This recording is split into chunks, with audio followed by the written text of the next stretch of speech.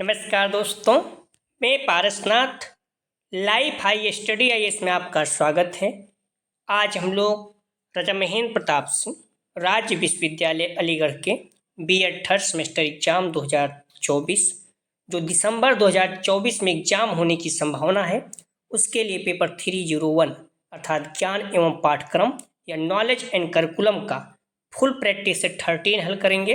इसके टॉप 75 अति महत्वपूर्ण प्रश्न हल करेंगे। यहाँ से निश्चित रूप से एग्जाम में प्रश्नों के सेम टू सेम आने की संभावना है, इसलिए आप लोग वीडियो को पूरा देखिएगा। ध्यान रखना, यह पेपर 80 अंक का होगा, 75 प्रश्न दिया रहेगा, 65 प्रश्न हल करना होगा आप लोगों को, अर्थात एक प्रश्न 1.23 अंक का होगा। समय 2 घंटे अर्थात 120 मिनट का होगा। इस पेपर में पास होने के लिए आप लोगों को कम से कम 32 अंक प्राप्त करना होगा, अर्थात 26 प्रश्न कम से कम सही करना होगा। तो दोस्तों प्रश्नों पर आए, लेकिन उससे पहले प्लीज आप लोग वीडियो को ज़्यादा से ज़्यादा शेयर कीजिए, जिससे सभी लोगों को लाभ हो सके। यदि आप लोग चैनल को सब्सक्राइब नहीं किए हैं, चैनल को सब्सक्राइब कीजिए तथा वीडियो को लाइक और शेयर जरूर कीजिए, इससे मोटिवेशन मिलता है। आइए देखते हैं प्रश्नों को। तो आप लोग ध्यान रखना, पेपर 301 अर्थात ज्ञान एवं पाठ्यक्रम या नॉलेज एंड करिकुलम का फुल प्रैक्टिस सेट 13 हल करेंगे। इसके पहले जो भी प्रैक्टिस सेट हल कर चुके हैं, अगर आप नहीं देखे हैं तो आप डिस्क्रिप्शन में जाएंगे, लिंक का प्लेलिस्ट 301 दिया गया है, इस जगह पे क्लिक करेंगे तो सारे प्रैक्टिस सेट क्रम से मिल जाएंगे, ठीक है, या फिर प्लेलिस्ट से जाकर भी आप देख सकते हैं। ध्यान रखना, जो फुल प्रैक्टिस सेट है उसे आप लोग जरूर देखें, खास करके जो प्रैक्टिस सेट जैसे 1 हो गया, 4 हो गया, ठीक है, 7 हो गया, 10 हो गया, जिसमें 20 प्रश्न जरूर आएगा लिखे हैं, तो सारे प्रैक्टिस सेट एग्जाम में आए हुए प्रश्न हैं, चाहे राजा महेंद्र प्रताप सिंह या फिर आगरा यूनिवर्सिटी में, ठीक है। यदि कोई क्वेरी है तो 96543096 पर आप मैसेज करके पूछ सकते हैं। आप लोग ध्यान रखना। आइए देखते हैं प्रश्नों को। पहला प्रश्न है, प्राथमिक स्तर पर कौन सी भाषा को शिक्षा का माध्यम बनाया गया है? ए हिंदी, बी अंग्रेजी, सी मातृभाषा, डी इनमें से कोई नहीं। तो प्राथमिक स्तर पर कौन सी भाषा को शिक्षा का माध्यम बनाया गया है? सही जवाब हो जाएगा सी, मातृभाषा। आप लोग ध्यान रखना, आप लोग बार बार पूछ रहे हैं एग्जाम कब होगा, तो नवंबर लास्ट या दिसंबर आप मान के, मैक्सिमम चांस है दिसंबर के फर्स्ट वीक या सेकंड वीक, 10 से 15 के आसपास आप मान के चलो, ठीक है। तो आपका एग्जाम होने की संभावना है और आपका पेपर कुमार बेस पे ही होगा, यूनिवर्सिटी ने यही कहा है, ठीक है। तो आप लोग प्लीज़ वीडियो को लाइक और शेयर कीजिए। कुछ नहीं कर सकते अगर आप, तो सिर्फ सारे प्रैक्टिस सेट सॉल्व कर जाइए, कुछ नहीं करना है, 90% के आसपास आपका बन जाएगा। मैं अभी बता रहा हूँ, कुछ करना नहीं है। जो भी प्रैक्टिस सेट सॉल्व करा रहे हैं इन्हें अच्छे से तैयार कर लीजिए, ठीक है। बार बार देखिए, ब्लूटूथ लगा के या फिर जो भी है ईयरफोन लगा के, कहीं आ रहे हैं जा रहे हैं, बार बार प्रश्नों को रटिए, खास करके जिसमें मैंने लिखा है कि इससे 20 प्रश्न जरूर आएगा, ठीक है, या फिर फुल प्रैक्टिस सेट, इन्हें आप जरूर देखिए।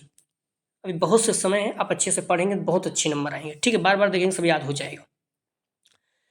प्रश्न है, निम्न में से कौन सी पाठ्यसागामी क्रिया नहीं है? ए एनएसएस कार्यक्रम, बी सांस्कृतिक कार्यक्रम, सी शैक्षिक भ्रमण, डी कक्षा शिक्षण।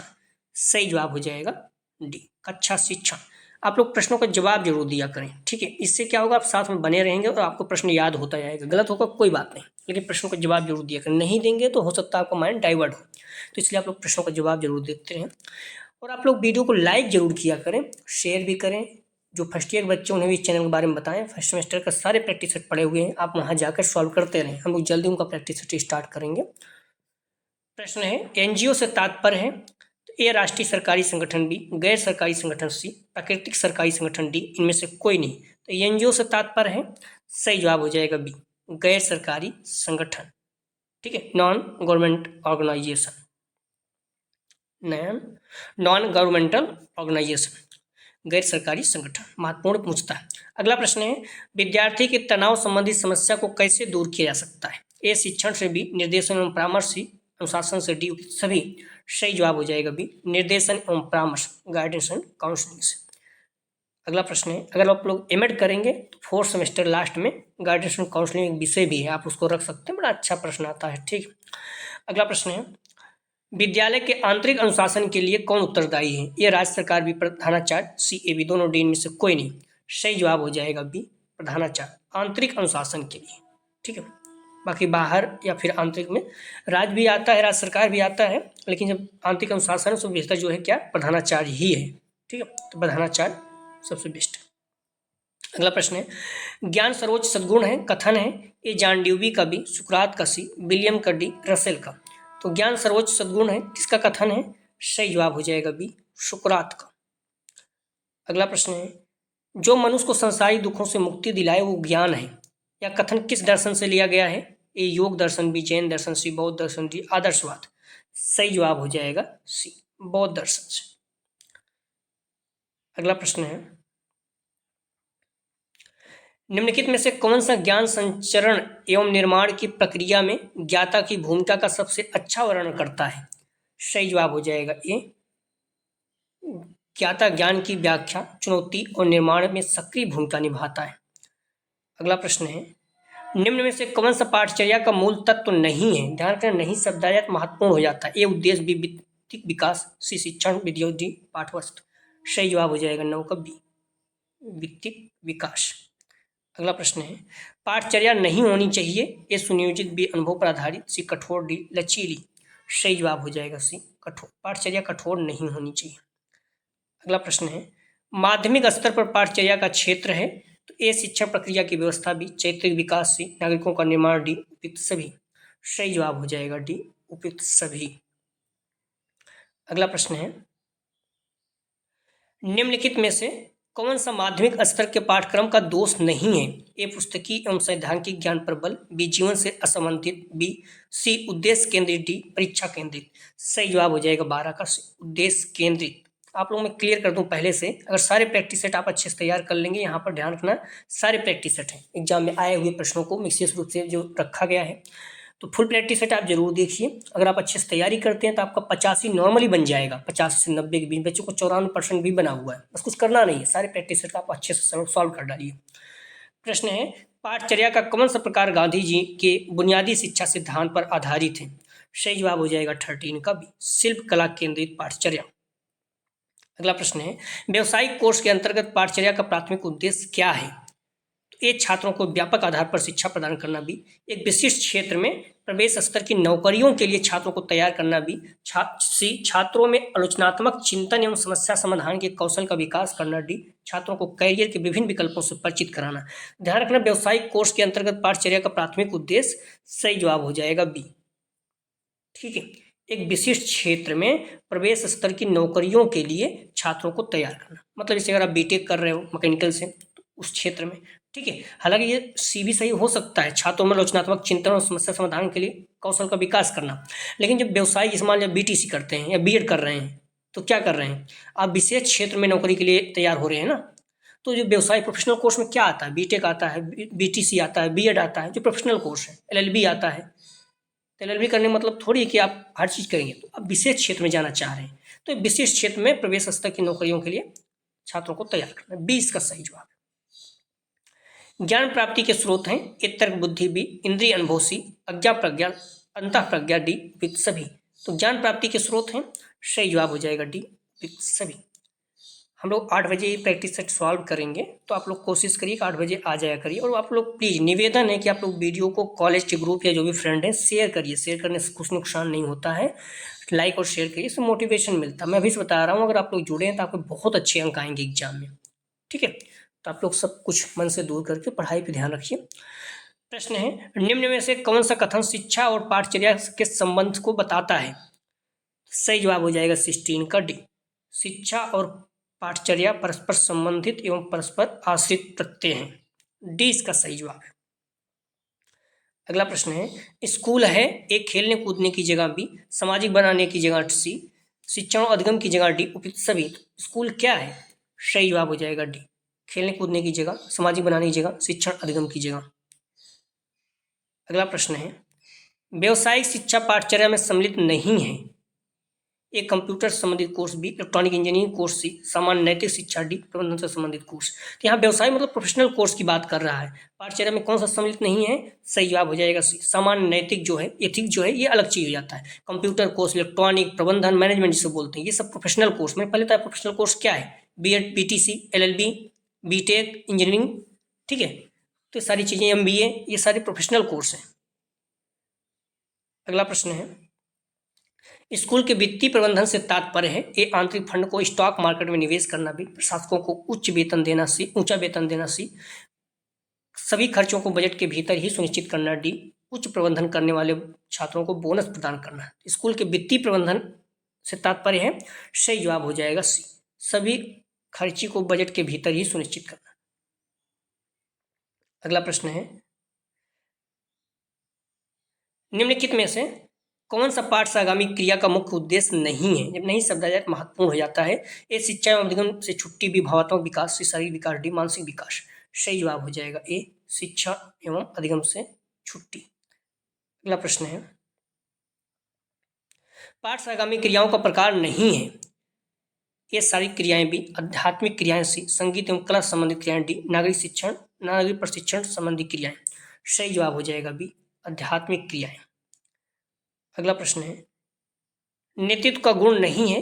ये संवेदनशीलता, भी सामाजिकता, सी आत्म केंद्रित, डी ठोस निर्णय लेने की क्षमता। नेतृत्व का गुण नहीं है, सही जवाब हो जाएगा सी आत्म केंद्रित। अगला प्रश्न है, नेतृत्व का वह तरीका जिसके अंतर्गत सारे अधिकार एक ही व्यक्ति में समाहित होते हैं। ए प्रजातांत्रिक नेतृत्व, भी संस्थागत नेतृत्व, सी निरंकुश नेतृत्व, डी सामवादी नेतृत्व। सही जवाब हो जाएगा, ध्यान रखना, सी निरंकुश नेतृत्व। अगला प्रश्न है, स्कूल के पाठचर्या में भाषा का अध्ययन अन्य विषयों की सफलता में कैसे योगदान देता है? स्कूल के पाठचर्या में भाषा का अध्ययन अन्य विषयों की सफलता में कैसे योगदान देता है? ये पढ़ने व लिखने के कौशल में सुधार करके, भी ज्ञानात्मक विकास में वृद्धि करके, सी स्मृति और एकाग्रता बढ़ाकर, डी उपयुक्त सभी। सही जवाब हो जाएगा डी उपयुक्त सभी। अगला प्रश्न है, निम्नलिखित में से कौन सा स्कूल पाठ्यक्रम दूसरी भाषा सीखने का स्वाभाविक लाभ है? सही जवाब हो जाएगा 25 का ए संज्ञानात्मक एवं सामाजिक विकास में सुधार। अगला प्रश्न है, कक्षागत नियंत्रण के अंतर्गत कक्षाध्यापक को क्या नहीं करना चाहिए? सही जवाब हो जाएगा 26 का बी छात्रों के अवांछनीय कार्यों एवं व्यवहारों पर शारीरिक दंड देना निगेटिव पॉइंट है। ठीक है, ये आप नहीं कर सकते। बाकी मानकों का, कक्षा के नियमों मानकों का निर्धारण कर सकते हैं। छात्रों के अच्छे कार्यों एवं व्यवहार को प्रोत्साहन करिए, छात्रों को प्रगति व्यवहार का विश्लेषण करिए, दंड नहीं दे सकते, निगेटिव पॉइंट। निम्नलिखित में से कौन सा विद्यालय के मित्रवत वातावरण हेतु आवश्यक घटक है? सही जवाब हो जाएगा 27 का सी एक ऐसा वातावरण बनाना जहां छात्र, शिक्षक एवं कर्मचारी सुरक्षित एवं समर्थित महसूस करें। अगला प्रश्न है, अनुशासन बनाने की सकारात्मक विधि नहीं है।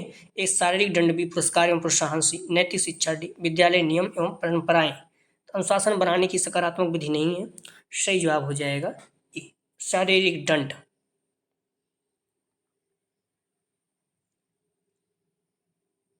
स्कूलों में अनुशासनात्मक मुद्दों को हल करने के लिए एक प्रभावी उपचारात्मक उपाय है। ये मामूली उल्लंघनों के लिए सजा की गंभीरता को बढ़ाना, भी बिना स्पष्ट योजना के छात्रों को निलंबित या निष्कासित करना, सी दुर्व्यवहारों के कारणों को दूर करने के लिए परामर्श और सहायता के अवसर प्रदान करना, डी उपयुक्त सभी। सही जवाब हो जाएगा 29 का सी। ठीक है, स्कूल में अनुशासनात्मक मुद्दों को हल करने के लिए एक प्रभावी उपचारात्मक उपाय है तो दुर्व्यवहार के कारणों को दूर करने के लिए परामर्श और सहायता के अवसर को प्रदान करना। एक बार अवसर देना ही चाहिए। ठीक है, मामूली उल्लंघन के लिए सजा की गंभीरता को बढ़ाना, ये सब चीज़ें निगेटिव पॉइंट है, ज़्यादा हो जाएगा। ठीक है, शिक्षक मूल्यांकन से तात्पर्य है, सही जवाब हो जाएगा 30 का, ध्यान रखना ए। ठीक है, एक प्रक्रिया जिसमें शिक्षक अपने स्वयं के प्रदर्शन का आकलन करते हैं। अगला प्रश्न है, शिक्षक जवाबदेही का महत्व है। ये निष्पक्ष रूप से शिक्षकों का मूल्यांकन करने में, भी शिक्षण कौशलों के सुधार में, से शिक्षकों की गतिविधियों के नियंत्रण में, डी सभी। शिक्षक जवाबदेही का महत्व है, सही जवाब हो जाएगा डी उपयुक्त सभी। अगला प्रश्न है, कक्षा में छात्रों के व्यवहार के प्रबंधन में शिक्षक की भूमिका है। कक्षा में छात्रों के व्यवहार के प्रबंधन में शिक्षक की भूमिका है, तो सही जवाब हो जाएगा बी कक्षा में स्पष्ट नियम व अपेक्षाएं तय करना। अगला प्रश्न है, कक्षा में छात्रों की व्यस्तता को प्रोत्साहित करने में शिक्षक की क्या भूमिका है? ए लंबे समय तक व्याख्यान देना। बी अंतःक्रिया शिक्षण विधियों का उपयोग करना। सी छात्र भागीदारी को प्रोत्साहित करना। डी छात्रों के साथ अलग व्यवहार करना। सही जवाब हो जाएगा 33 का बी। 33 का सही जवाब हो जाएगा बी, अंतःक्रिया शिक्षण विधियों का उपयोग करना। अगला प्रश्न है, इस पर प्रश्न थोड़ा सा आप लोग ध्यान रखना, ठीक है।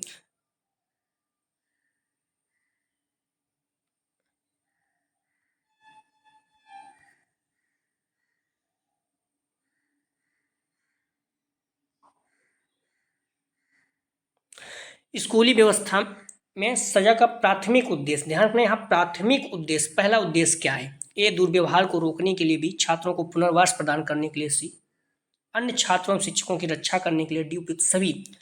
तो स्कूली व्यवस्था में सजा का प्राथमिक उद्देश्य आप लोग बताइए, प्राथमिक मतलब पहला उद्देश्य क्या है? सही जवाब हो जाएगा 34 का मेरे अनुसार, दुर्व्यवहार को रोकने के लिए। हालांकि डी भी सही हो सकता है, ChatGPT या फिर अन्य जगह पे देखेंगे डी दे रहा है, लेकिन गूगल में देखेंगे तो ए दे रहा है, तो हम लोग गूगल के साथ चलते हैं, ठीक है। तो प्राथमिक उद्देश्य मतलब होता है जो पहला उद्देश्य है। बाकी छात्रों को पुनर्वास मतलब होता है फिर सुधारने का मौका देना। तो ये सारी चीज़ें फिर सेकेंडरी आ जाती है कि हाँ ठीक है आप सुधर जाओ, ये सजा का हम प्रावधान कर रहे हैं। लेकिन प्राथमिक उद्देश्य क्या है? दुर्व्यवहार को रोकना, मतलब गलत न करें स्कूल में, हिंसा मारपीट और चीज़ें न करें, सजा का मतलब ये होता है, ठीक है। बाकी शिक्षकों वगैरह की रक्षा करना, सारी चीज़ें बाद की बात आती हैं, लेकिन पहला उद्देश्य क्या है? वो गलत ही ना करे, ये प्राथमिक उद्देश्य है। ये ज़्यादा बेहतर उत्तर है, ठीक है। इसमें प्राथमिक अगर नहीं लगाया होता तो मैं सबको मान लेता। स्कूली व्यवस्था में सजा का उद्देश्य क्या है? सभी सही है, लेकिन प्राथमिक उद्देश्य अगर कर रहा है दुर्व्यवहार को रोकने के लिए, ठीक है, ये सही है मेरे अनुसार। अगला प्रश्न है, स्कूली व्यवस्था में दुर्व्यवहार को समाप्त करने के लिए एकमात्र साधन के रूप में दंड का उपयोग करने का निम्नलिखित में से कौन सा संभावित परिणाम है? सही जवाब हो जाएगा 35 का ए, छात्र की नाराजगी और असंतोष में वृद्धि। अगला प्रश्न है, कक्षा में प्रौद्योगिकी के उपयोग पर पाठचर्या की रूपरेखा 2005-9 का क्या रुख था? तो सही जवाब हो जाएगा 36 का बी, अधिगम को बढ़ाने के लिए प्रौद्योगिकी को एक मूल्यांकन उपकरण के रूप में देखा गया। पाठचर्या की रूपरेखा 2005-9 को विकसित करने के लिए भारत में कौन सा संगठन जिम्मेदार था? सही जवाब हो जाएगा 37 का, ध्यान रखना ए, राष्ट्रीय शिक्षा अनुसंधान एवं प्रशिक्षण संस्थान अर्थात NCERT। महत्वपूर्ण, ध्यान रखना आप लोग। अगला प्रश्न है, निम्न में से कौन सी भारत में बाल केंद्रित शिक्षा की प्रमुख विशेषता है? ए, पारंपरिक शिक्षण विधियों का उपयोग। बी, ज्ञान के प्राथमिक स्रोत के रूप में शिक्षक की भूमिका पर जोर। सी, सीखने की प्रक्रिया में बच्चे की सक्रिय भागीदारी पर जोर। डी, से कोई नहीं। सही जवाब हो जाएगा सीखने की प्रक्रिया में बच्चे की सक्रिय भागीदारी पर जोर। अगला प्रश्न है, स्थानीय निकाय विद्यालय पाठचर्या में किस प्रकार योगदान दे सकता है? ए, स्थानीय जरूरतों प्राथमिकताओं की पहचान करना। बी, पाठचर्या विकास के लिए धन उपलब्ध कराना। सी, शिक्षकों के लिए प्रशिक्षण सत्र आयोजित करना। डी, उपयुक्त सभी। सही जवाब हो जाएगा 39 का डी। अगला प्रश्न है, निम्नलिखित में से कौन सा स्कूल पाठचर्या के निर्माण में कई संस्थानों को शामिल करने का संभावित लाभ है? ए, दृष्टिकोण की अधिक विविधता। बी, संसाधनों का कुशल उपयोग। सी, पाठचर्या का अधिक प्रभावी कार्यान्वयन। डी, उपयुक्त सभी। सही जवाब हो जाएगा 40 का डी, उपयुक्त सभी। अगला प्रश्न है, शैक्षिक पाठ्यक्रम में ज्ञान का प्रतिनिधित्व स्पष्ट रूप से पक्षपाती है या कथन? ए, मौलिक। बी, समाजवादी। सी, नरमपंथी। डी, शिक्षाविद। सही जवाब हो जाएगा ए, मौलिक।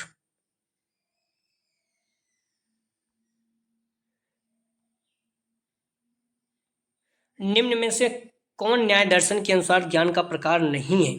ए, प्रत्यक्ष ज्ञान। बी, अनुमेय ज्ञान। सी, शब्द ज्ञान। डी, मति ज्ञान। तो कौन सा न्याय दर्शन के अनुसार ज्ञान का प्रकार नहीं है? सही जवाब हो जाएगा डी, मति ज्ञान। प्रत्यक्ष ज्ञान, अनुमेय ज्ञान और शब्द ज्ञान है, ठीक है। 42 का सही जवाब हो जाएगा डी, मति ज्ञान। अगला प्रश्न है, ज्ञान वह है जो मनुष्य के मन को प्रकाशित करता है, कथन है? सही जवाब हो जाएगा 43 का सी, रस है।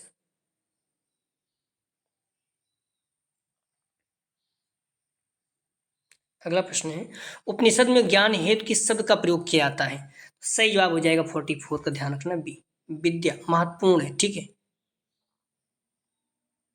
उल्टा भी पूछ सकता है। निम्न में से कौन शिक्षण प्रक्रिया का भाग है? ए विद्यार्थी, बी शिक्षक, सी पाठ्यक्रम, डी उपयुक्त सभी। हर बार लगभग लगभग पूछता है। सही जवाब हो जाएगा डी। तो विद्यार्थी, शिक्षक, पाठ्यक्रम सभी जो है शिक्षण प्रक्रिया के भाग है। अगला प्रश्न है, जीन पियाजे का संबंध किससे है? सही जवाब हो जाएगा 46 का ध्यान रखना आप लोग, सी, संज्ञानात्मक विकास से। अगला प्रश्न है, मनोविश्लेषणवाद के जनक कौन है? A Skinner, B Freud, C William James, D Pavlov. सही जवाब हो जाएगा फ्रॉयड। अगला प्रश्न है, निम्न में से किसने शिक्षा को एक त्रिमुखी प्रक्रिया कहा? ए एडम्स, बी स्मिथ, सी जॉन ड्यूबी, डी क्लार्क। सही जवाब हो जाएगा सी, जॉन ड्यूबी। अगला प्रश्न है, भारतीय संविधान के किस अनुच्छेद में निःशुल्क एवं अनिवार्य शिक्षा का प्रावधान है? तो सही जवाब हो जाएगा, महत्वपूर्ण है, हर बार पूछता है, लगभग 49, अनुच्छेद 45। अगला प्रश्न है, करिकुलम शब्द की उत्पत्ति किस भाषा से हुई? ए फ्रेंच, बी संस्कृत, सी लैटिन, डी ग्रीक। सही जवाब हो जाएगा सी, लैटिन। अगला प्रश्न है, किस दार्शनिक आधार पर निर्मित पाठ्यक्रम छात्र केंद्रित होता है? तो सही जवाब हो जाएगा 51 का बी, प्रकृतिवाद। बालक के मनोविज्ञान को समझते हुए शिक्षण की व्यवस्था करना तथा उसकी अधिगम संबंधी कठिनाइयों को दूर करना बाल केंद्रित शिक्षण कहलाती है। प्राकृतिक ज्ञान का सिद्धांत बताता है कि स्वाभाविक रूप से शिक्षण और विकसित होने का अधिकार बालक का ही है। अगला प्रश्न है, स्वामी विवेकानंद ने पाठचर्या के प्रकार बताए? ये आध्यात्मिक पाठचर्या भी, भौतिक पाठचर्या सी, ये भी दोनों डी में से कोई नहीं। सही जवाब हो जाएगा सी, आध्यात्मिक और भौतिक दोनों। पाठचर्या में वो सभी क्रियाएं सम्मिलित हैं जिनका हम शिक्षा के उद्देश्य प्राप्ति हेतु विद्यालय में उपयोग करते हैं। कथन किसका है? सही जवाब हो जाएगा 53 का ए, मुनरो का। अगला प्रश्न है, यदि शिक्षा उत्पाद है तो पाठ्यक्रम क्या है? सही जवाब हो जाएगा, ध्यान रखना, ए, योजना है। 10+2+3 प्रारूप की सिफारिश किसने की? सही जवाब हो जाएगा 55 का डी, कोठारी कमीशन। सूक्ष्म अंतर्दृष्टि सिद्धांत के प्रतिपादक हैं? सही जवाब हो जाएगा सी, कोहलर। सूक्ष्म शिक्षण आधारित है? ए छात्र पर, बी कौशल पर, सी शिक्षक पर, डी पाठ्यक्रम पर। सही जवाब हो जाएगा बी, कौशल पर। प्लीज़ आप लोग वीडियो को लाइक जरूर करें, शेयर जरूर करें। क्लास के बाद ध्यान रखना, हर ग्रुप में पहले तो आप ग्रुप में पहले ही शेयर कर दिया करें जैसे क्लास स्टार्ट होती है, और लास्ट में फिर एक बार जो भी ग्रुप बचे हुए हैं आप जरूर वहाँ शेयर करें। जैसे पिछले बच्चों ने देखा अपने स्टेटस या फिर ग्रुप पे कई बच्चे लगाते थे, डालते थे, स्टेटस भी लगाते थे, तो कई बच्चे बहुत हेल्प करते हैं। तो आप लोग निवेदन है कि प्लीज़ वीडियो को लाइक और शेयर करें। जो बच्चे बीएड कर रहे हैं सभी को शेयर करें या फिर अपने ग्रुप में शेयर कर दें, ठीक है। प्रश्न है, व्यक्तिगत भिन्नता का कारण है? ए वंशानुगत, वातावरण, सी ए भी दोनों, डी में से कोई नहीं। सही जवाब हो जाएगा सी, ए भी दोनों, वंशानुक्रम और वातावरण दोनों। अगला प्रश्न है, विद्यालय एक संगठन है? विद्यालय एक डॉट डॉट संगठन है? ए औपचारिक, बी अनौपचारिक, सी सामाजिक, डी व्यावसायिक। सही जवाब हो जाएगा 59 का ए, औपचारिक। विद्यालय एक औपचारिक संगठन है। और परिवार क्या है? अनौपचारिक।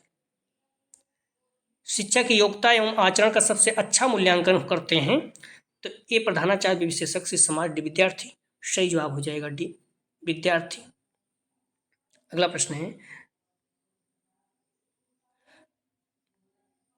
पाठ्यगामी क्रियाओं का मुख्य उद्देश्य है? ए विद्यालय के शैक्षिक कार्यक्रम को उन्नत करना, बी छात्रों में स्वशासन उत्पन्न करना, सी बालकों के सर्वांगीण विकास में योगदान देना, डी उपयुक्त सभी। सही जवाब हो जाएगा डी, उपयुक्त सभी। संविधान के किस अनुच्छेद के अनुसार हिंदी हमारी राजभाषा है? सही जवाब हो जाएगा 62 का बी, अनुच्छेद 343, हिंदी हमारी राजभाषा है, ठीक है, राष्ट्रभाषा नहीं है। आप लोग कंफ्यूज नहीं होना, हिंदी क्या है? राजभाषा है। कई बच्चों को पता नहीं है तो अच्छी तैयारी करते हैं तब भी। निम्न में से कौन सा कथन सत्य नहीं, मतलब गलत है? ए शिक्षण एक कला है, भी शिक्षकों को प्रशिक्षण किया जा सकता है, सी शिक्षक जन्मजात होते हैं, डी उपयुक्त सभी। सही जवाब हो जाएगा सी, शिक्षक जन्मजात होते हैं, ये कथन गलत है। त्रिभाषा सूत्र स्वीकार किया गया? ए 1952, बी 1957, सी 1958, डी 1968। त्रिभाषा सूत्र स्वीकार किया गया, सही जवाब हो जाएगा डी, 1968 में। और प्रस्तुत कब किया गया था? तो 1957 के आसपास था। कोठारी आयोग की सिफारिश पर राष्ट्रीय शिक्षा नीति 1968 में त्रिभाषा सूत्र को स्वीकार किया था। इस पॉइंट को ध्यान रखना महत्वपूर्ण है। लिखित भाषा की मूल इकाई क्या है? सही जवाब हो जाएगा 65 का ध्यान रखना आप लोग। वर्ण जो है ये लिखित भाषा की मूल इकाई है। अगला प्रश्न है राष्ट्रीय पाठ्यक्रम की रूपरेखा 2005 किसके द्वारा तैयार की गई थी? सही जवाब हो जाएगा NCERT। अगला प्रश्न है विशिष्ट बालक का अर्थ है? सही जवाब हो जाएगा डी उपयुक्त सभी। मंद बुद्धि बालक, प्रतिभाशाली बालक, सृजनात्मक बालक, उपयुक्त सभी।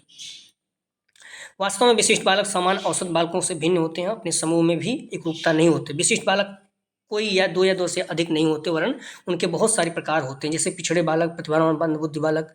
ठीक है, तो ये सारे विशिष्ट बालक में क्या आते हैं? दो या दो प्रकार नहीं होते, बहुत सारे होते हैं। जैसे पिछड़ा बालक इसे विशिष्ट बालक करते हैं, प्रतिभावान, मंद बुद्धि, विकलांग, बाधित, सृजनात्मक, समस्या, अपराधी, ये सारे विशिष्ट बालक आते हैं। विशिष्ट बालक मतलब ये नहीं कि 140% का जिनका IQ है वही है, ठीक है, सभी आते हैं। शिक्षक मनुष्य का निर्माता होता है, कथन किसका है? सही जवाब हो जाएगा बी, जॉन एडम्स का। बार बार पूछा जाता है कथन, और आप लोग कुछ नहीं याद कर सकते कथन तो जो एग्जाम में आए हुए हैं, इसे जो करा रहे हैं वही याद कर लीजिए तब भी, ठीक है। विद्यार्थी की रुचि को बनाए रखने के लिए शिक्षकों को क्या करना चाहिए? ये प्रश्न पूछना भी, चर्चा सी, कहानी सुनाना, डी भाषण देना। सही जवाब हो जाएगा ये प्रश्न पूछना। अगला प्रश्न है निम्न में से कौन नेतृत्व का बौद्धिक गुण नहीं है? ये मानसिक क्षमता भी, उत्तम स्वास्थ्य, निर्णय लेने की क्षमता डी, वैज्ञानिक दृष्टिकोण। तो कौन सा नेतृत्व का बौद्धिक गुण नहीं है? सही जवाब हो जाएगा बी, उत्तम स्वास्थ्य। अगला प्रश्न है छात्रों में अनुशासन बनाए रखने के लिए एक उनसे प्रश्न पूछेंगे बी, छात्रों को शोर करने से रोकेंगे सी, छात्रों को से नियम का पालन कराएंगे डी, छात्रों पर उत्तरदायित्व सौंपेंगे। सही जवाब हो जाएगा डी, छात्रों पर उत्तरदायित्व सौंपेंगे। अगला प्रश्न है किस विद्वान ने नेतृत्व को एक व्यवहारिक कौशल के रूप में परिभाषित किया? A Bernard V Bardwell, C Keith David, D Peter Drucker. सही जवाब हो जाएगा सी, कीथ डेविस। अगला प्रश्न है यह कथन किसका है? नेतृत्व व्यक्तियों के समूह को निश्चित दिशा में ले जाने का साधन। तो सही जवाब हो जाएगा 73 का बी, मार्टिन ब्रॉडवेल। अगला प्रश्न है सफल शिक्षक कौन है? ए जिसका व्यक्तित्व प्रतिभाशाली है, बी जिसका अनुशासन कठोर है, सी जो उस विषय के प्रकांड विद्वान है, टी जिसके व्यक्ति प्रभावशाली होती। सही जवाब हो जाएगा डी, जिसके व्यक्ति प्रभावशाली होती, प्रभावशाली है। अगला प्रश्न है पुरस्कार प्रदान करना अनुशासन बनाने की किस विधि के अंतर्गत आता है? इस सकारात्मक, बी नकारात्मक, सी भी दोनों, डी में से कोई नहीं। तो पुरस्कार प्रदान करना अनुशासन बनाने की किस विधि के अंतर्गत आता है? तो ए सकारात्मक। अगर दंड देते हैं तो ये नकारात्मक में आएगा, ठीक। पुरस्कार जो है सकारात्मक में आता है। कुछ प्रश्न इसका जवाब आप लोग जरूरत नहीं, एग्जाम में सीधा सीधा आ सकता है। निम्नलिखित में से कौन सी पाठ्यक्रम गतिविधि नहीं है? ए छात्र परिषद, बी स्कूल थिएटर, सी लेखन क्लब, डी क्रिकेट प्रतियोगिता। अगला प्रश्न है नेतृत्व प्रभाव है जिसमें नेतृत्व के पद पर असीम व्यक्ति दूसरे व्यक्ति के प्रभावित करता है, किसने कहा? ए कॉर्टेज, काहन, बी होलार्डर, सी बेनन वायल, डी उपयुक्त में से कोई नहीं।